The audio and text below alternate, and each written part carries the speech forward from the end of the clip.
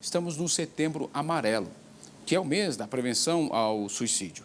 A campanha nacional deste ano é voltada principalmente para o bem-estar dos jovens, já que o número de casos de tentativa de suicídio entre eles vem aumentando consideravelmente, viu? Luan Wozniak está ao vivo com a gente já no nosso Multilink para falar mais sobre essa situação. Joinville tem ações específicas para atendimento a essas pessoas, né? Pessoas que estão aí sofrendo com problemas de depressão. Conta mais detalhes para a gente aí. E quem sabe aí, muitas pessoas que estão assistindo podem então aderir a algum tipo de serviço público, né? Que é de graça. Fala para a gente.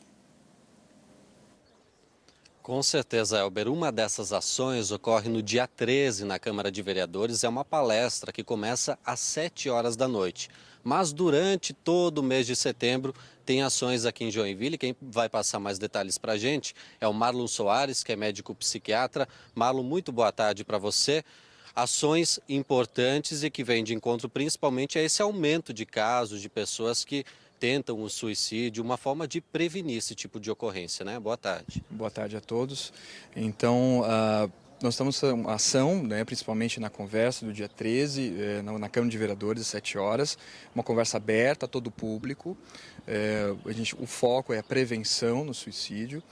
Muitas vezes as pessoas têm medo de falar sobre o tema, medo de falar sobre, não vai incentivar mais. Não, falar sobre o suicídio, falar sobre o sofrimento, isso ajuda a pessoa, muitas vezes, a abrir sofrimentos que ela está escondendo, que ela não consegue tolerar.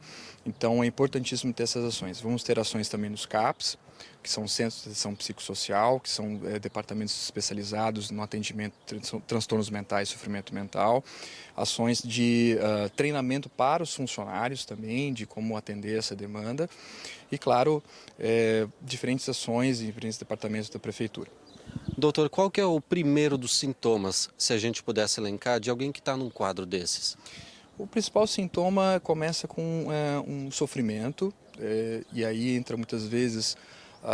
pode ser uma coisa banal muitas vezes, mas para aquela pessoa se torna algo insuportável, intolerável e inescapável. Então há um pensamento, na verdade, obsessivo que a pessoa começa a ter, e esse sofrimento faz com que ela cada vez mais se isole. Ela fica isolada das pessoas, deixa de fazer as coisas que ela gosta de fazer, ela já não consegue lidar com algumas questões. Muitas vezes tem sintomas no corpo, então dor de estômago, dor de cabeça, dor de ouvido, baixa imunidade, então fica gripada. Então é uma pessoa que você começa a perceber, mas o que está acontecendo contigo? Não estou legal.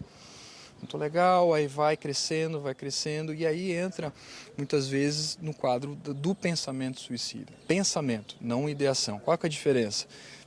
Se eu dormisse e não acordasse mais, não aguento mais isso, essa pressão toda que eu estou sentindo. E aí evolui para o planejamento, que é a ideação. Aí sim. Então a pessoa ela tem um movimento de ambivalência. Vou lutar com isso, não vou lutar, eu consigo ou não consigo. E aí que entra o ponto fundamental de você escutar a pessoa.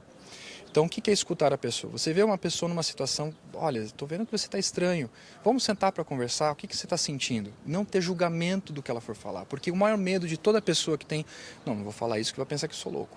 Não se trata disso. E a gente volta naquele ponto de ter o contato social. Exatamente. Então, qual que é o maior fator preditivo para transtornos mentais? A questão social.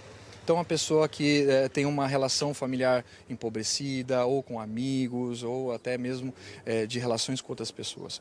Então, quanto mais a pessoa for isolada, tiver um isolamento maior é o risco ela ter algum transtorno mental e sofrimento. Então, o que a gente tem que buscar cada vez mais? Relacionamentos reais. É uma crítica que eu tenho muitas vezes. Mas eu tenho muitos amigos no Facebook. Mas, o Facebook é muito bom para você manter relacionamento, mas é virtual. Não é real. Então falta muitas vezes esse contato humano mesmo, sentar com a pessoa, conversar com ela, tomar um café, né, uma coisa assim. Isso vai de encontro ao aumento de casos entre jovens? Sim, os jovens, infelizmente, eles são mais suscetíveis porque ele está numa fase em que ele está buscando um novo ciclo social, ele está buscando se interagir e incluir num quadro de sociedade. Como ele está mais vulnerável, ele é mais sensível, ele tem menos estratégias de lidar com esse sofrimento. Então, se ele tem, por exemplo, um bullying, se ele sofre, por exemplo, alguma rejeição, alguma coisa, ele vai cada vez mais se isolando, e aí ele se fecha e realmente pode vir um pensamento. Então, infelizmente, o adolescente está mais suscetível suicídio pela própria característica da adolescência. Então, o que a gente tem que fazer? Justamente quebrar esse ciclo vicioso, né? Escutar a pessoa, tentar criar mais vínculos sociais saudáveis, né? Tentar buscar justamente conversar com o outro de uma forma franca. Doutor, hoje quem precisa de ajuda, principalmente imediatamente, qual número pode ligar, por exemplo? Nós temos, se você sente algum mal-estar, você pode buscar qualquer departamento da nossa Secretaria de Saúde, seja o posto de saúde, seja os nossos CAPs, Centro de Atenção Psicossocial, seja os PAs, seja o próprio regional. Né, você pode buscar imediatamente para estar lá sendo assistido lá. Nós temos também o CVV, que é o Centro de Valorização da Vida, que é um número que você pode ligar em qualquer momento, é nacional, é 188. O que você vai ser atendido? Para uma pessoa em qualquer lugar, em 24 horas, 7 dias da semana, para conversar com ela. Converse, porque é justamente isso que a gente mais precisa, precisar ganhar tempo. E aí, claro, buscar ajuda profissional. Se você conhece um amigo, uma pessoa que você foi, sentou e conversou, ela falou para você, não rejeite essa pessoa. Fique com ela, converse com ela, aconselhe ela a ir junto ao médico, um profissional de saúde, né? Ah, doutor, mas eu vi que ela está com a ideação mesmo, assim, então não deixe ela sozinha. Vá com ela, chame ajuda pelo SAMU se você tiver dúvida a qualquer momento desse. Importantíssimo você não deixá-la sozinha. Conversar é a solução para não deixar a pessoa cometer, infelizmente, um ato como o suicídio. Tá certo, doutor. Obrigado pelas informações aqui no Balanço Geral. Elber, dicas importantíssimas, né? Prevenção é o que a gente está trabalhando aqui no Balanço Geral.